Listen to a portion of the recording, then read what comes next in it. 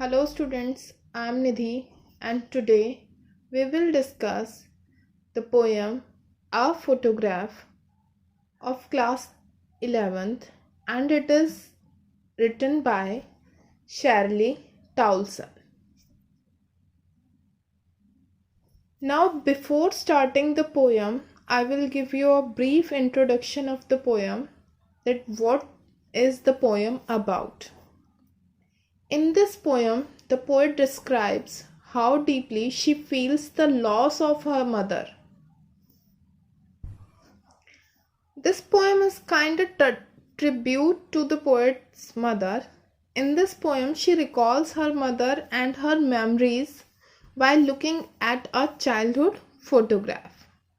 So without wasting our time, let's start our poem. The stanza says, "The cardboard shows me how it was when the two girl cousins went paddling." Paddling here means walking, and cardboard means a stiff, thick paperboard. Paddling means, I have told you earlier, that walking with bare feet. So the background of the poem is the poet is looking at a photograph. It is her mother's photograph, and in it she can see how her mother looked when she was a little girl. At that time she was about 12 years old. It all things only the photograph shows. Two girls mentioned here, that is poet's mother and her cousin, each one holding one of my mother's hand, and she the big girl, some 12 years or so. All there stood still to smile through their hairs at the uncle with the camera. अब यहाँ पर poet ने हमें बताया है, the poet shows her on a beach. Maybe they are going to spend their holidays at sea beach. At that time, poet's mother was only about 12 years old. She has with her two girls cousin. The cousins are younger in age. वो उनसे थोड़ी सी क्या है, जो उनकी cousin है, वो बहनें जो हैं उनकी माँ से थोड़ी सी आयु से कम थी उनसे. और each one is holding one of her mother's hand. और उन दोनों की दोनों ने पोएट की मम्मी का जो मदर है उनका हाथ जो है वो पकड़ा हुआ है. That's why their hair was flying on their faces. वो समुद्र पे, अब बेटा जी हवा तो बहुत तेज चलती है, तो जो वो हवा का तेज चलना जो है वो उनके बालों को उनके चेहरे पर लेकर आ रहा है. तो इसलिए पोएट ने उसी जो उसको फोटोग्राफ में नज़र आ रहा है, जिस तरीके की वो फोटोग्राफ है, उसी का हम लोगों को डिस्क्रिप्शन दे रही है. All three were smiling through their hairs. और अगर हम दूसरे शब्दों में कहें इसी बात को, तो उनके स्माइलिंग फेसेस जो हैं वो दिखाई दे रहे थे उनके फ्लाइंग, उड़ते हुए हेयर्स में से, बालों में से. They were smiling at the uncle.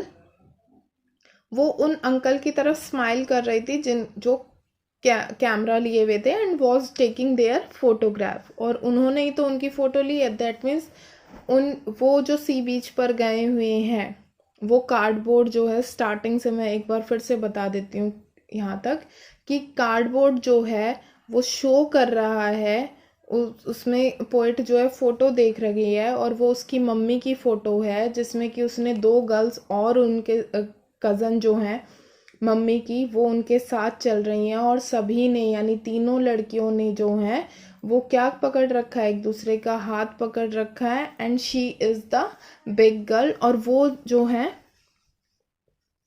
सम 12 और ईयर्स हो, और वे बहनें जो हैं उसकी माँ से थोड़ी सी कम है, यानी उसकी मदर जो है उनकी एज ज़्यादा है. और उन सब ने जो है उसकी पोएट की मदर का हाथ पकड़ा हुआ है.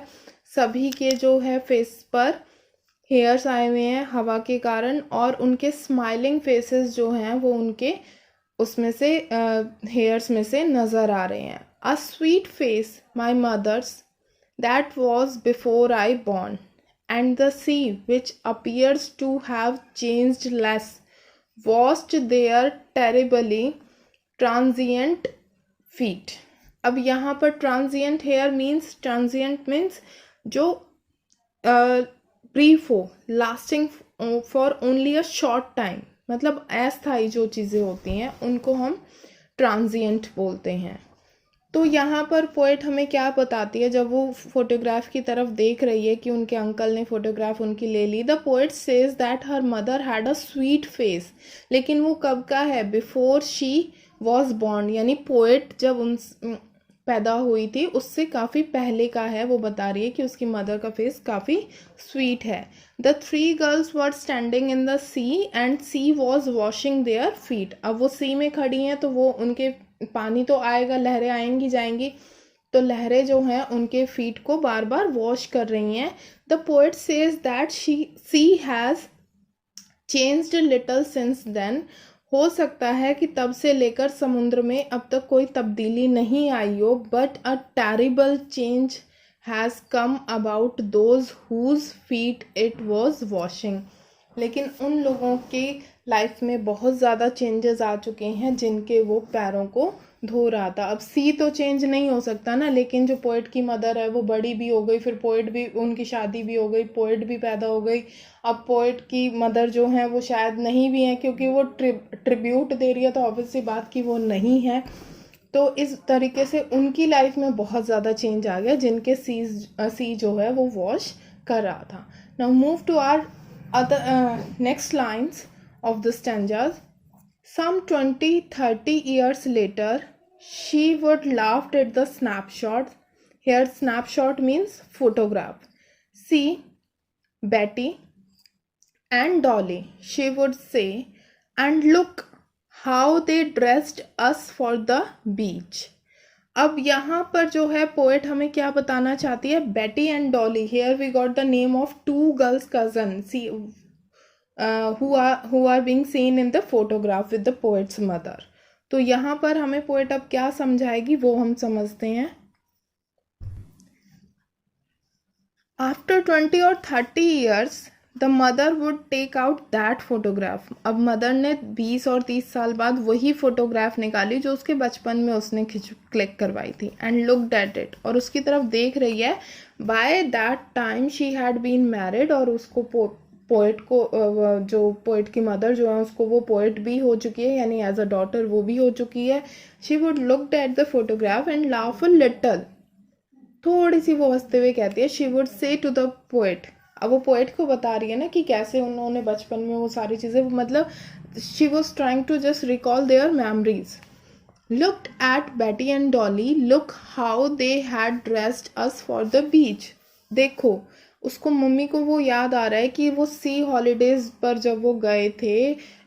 अब तो ये सारी चीज़ें पास्ट की हो चुकी हैं। Now a lot had change for her mother, क्योंकि बहुत सारी चीज़ें जो हैं उन्होंने खो चुकी हैं। वो बचपन का जॉय जो था उनकी चाइल्डहुड का, वो भी उनका खो चुका है। पोएट रिमेंबर कर रही है the little laughter of her mother. अब यहाँ पोएट ने भी वो किया है, थोड़ा सा याद करा है। And for her that laughter had become a thing of past. The sea holidays was her past, mine is her laughter, both wry with the labored ease of loss. अब दोनों के दोनों हमें क्या बता रहे हैं। पहले तो पोएट ने अपनी मदर को बताया कि किस हिसाब से जब वो पोएट जो छोटी हुआ करती थी, तो 20-30 साल बाद जो है पोएट की मदर ने उसके जब वो दिखाती थी कि फ़ोटो देखो कि बेटी और डॉली जो हैं वो किस तरीके से मेरे साथ बीच पर ड्रेस्ड होकर जाती थी, और उस टाइम उसके चेहरे पर थोड़ी सी मुस्कान हुआ करती थी। तो अब वो मुस्कान वाली जो चेहरा हुआ करता था, अब वो पोएट के लिए एक यादगार बन चुका है। And now a lot has changed for her. She can't even see that laughing face of her mother, क्योंकि उसकी mother जो है she has been died. That is why the poet says that sea holiday was her past and mine is her laughter. C holiday जो था वो मेरी mother के लिए पास्ट था, लेकिन उसका जो हंसना था मेरा जो पास्ट है वो उसका हंसना था।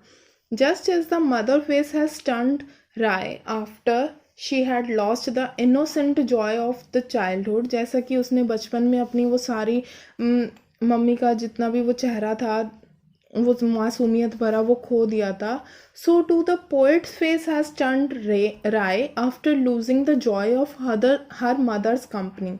उसने भी अपनी मदर्स की जो नुकसान के साथ, जो मतलब जब वो नहीं रही हैं तो उस नुकसान के साथ उसने भी जीना सीख लिया है। The poet calls the laboured ease of loss, यहाँ पर जो है उसने परमानेंट इम्प्रेशन दिखाया है ऑफ देयर राय फेसेस, यानी वो जो दोनों के जो ऐंठे हुए से जो चेहरे हैं, दोनों के दोनों ही कैसा महसूस कर रहे हैं, एक फीलिंग है रिलीफ की, that has come from forgetting about the loss with hard labour. That means कि राहत की जो उसने भाव जो उसके ऊपर दिखाई देते हैं, जो किसी नुकसान को बहुत कठिनाई से भुलाने के बाद जो हमें मिलता है। मतलब किसी इंसान को हमें भूलने में जब बहुत ज़्यादा तकलीफ़ होती है, ऑब्वियस सी बात है कि मम्मी पापा जो हैं वो सभी के लिए इम्पोर्टेंट होते हैं, और ये चीज़ें जो भूलनी है वो काफ़ी ज़्यादा मुश्किल हो जाती हैं। Now move to our next lines of the poem. Now she has been dead nearly as many years as that girl lived. अब इन्होंने हमें क्या बताया, as many years, that means the poet's mother has been dead for as many years, that it 12 years उनको हो चुके हैं, क्योंकि वो गर्ल्स कितने साल की थी, वो 12 साल की हमें फ़ोटो में दिखा रखी है, 12 years की। as that girl lived, तो the mother lived as a happy life till she was a girl of about 12, वो तभी तक खुशी वाली लाइफ जो है उन्होंने जी थी जब तक वो 12 years तक की थी। तो ये हमें यहाँ पर ये पता चल रहा है कि अब पोइट ने वो फ़ोटो जो है उनके डेड होने के, उनके डेथ के 12 साल के आसपास के बाद देखी है। There is And of this circumstances, there is nothing to say at all. It's a silence, silences. यहाँ पर there is nothing to say at all, मतलब यहाँ पर जो है ये लॉस जो है इतना बड़ा है उसके लिए, उसकी मदर का मर जाना बहुत ज़्यादा बड़ा है कि वो कुछ नहीं कह सकती, इस बारे में कुछ नहीं कहा जा सकता। It's silence, silences, that means the intensity of the loss has left the poet speechless. उसने इतनी ज़्यादा मतलब गहराई से उसने इस बात को एक्सेप्ट किया है कि अब जो है पोएटिस्ट कुछ भी कहने में बिल्कुल असमर्थ है। इससे आगे उसने सारी की सारी अपनी जितनी भी उसकी चेतनाएं हैं, जितनी भी उसकी सेंसेस हैं, वो सारी की सारी उसकी समाप्त हो चुकी हैं। That means now she feels herself in such a situation that there is nothing to say about it and there is nothing but emptiness, सिर्फ खालीपन है। The silence of the situation silences her, जो चुप्पी जो थी ना उस situation की, उसने उसको चुप कर दिया है।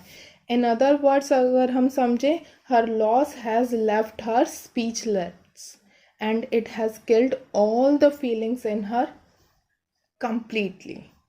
So we have completed our poem. Let's have a look on the literary devices we have in this poem. Literary devices, just like you always do in your Hindi language, कि जो सौंदर्य से भरपूर चीज़ें हैं वो कैसे किस तरीके से यूज़ करी गई हैं। First of all there is a use of alliteration. Alliteration होता है बेटा जी अनुप्रास अलंकार। जैसे वी फाइंड सम वर्ड्स, अनुप्रास अलंकार आपको पता ही है कि कॉन्सोनेंट की जो है वो साउंड बार बार रिपीट होती है। Just like stood still, here the poetist has used a literary device of alliteration, that is stood still. Terribly, terribly feet, terribly transient, and silence, silences. Here we got terribly T, transient T, silences S and silences S. So we have the same consonant sound, and the second literary device is used in this poem, that is oxymoron. Oxymoron in Hindi meaning that is विरोधाभास। जब contract वाली चीज़ें होती हैं, contract वाली चीज़ें कैसी हैं, लेबर्ड ईज मतलब उन्होंने हार्ड वर्क भी किया और आराम भी, आराम की तरफ भी। ईज का मीनिंग होता है आराम से। Laboured as you all know hard work वाली बातें जो होती हैं, ग्रेट डिफिकल्टी। तो I hope you got the meaning of the poem. Thank you for watching the video. Thanks. Take care.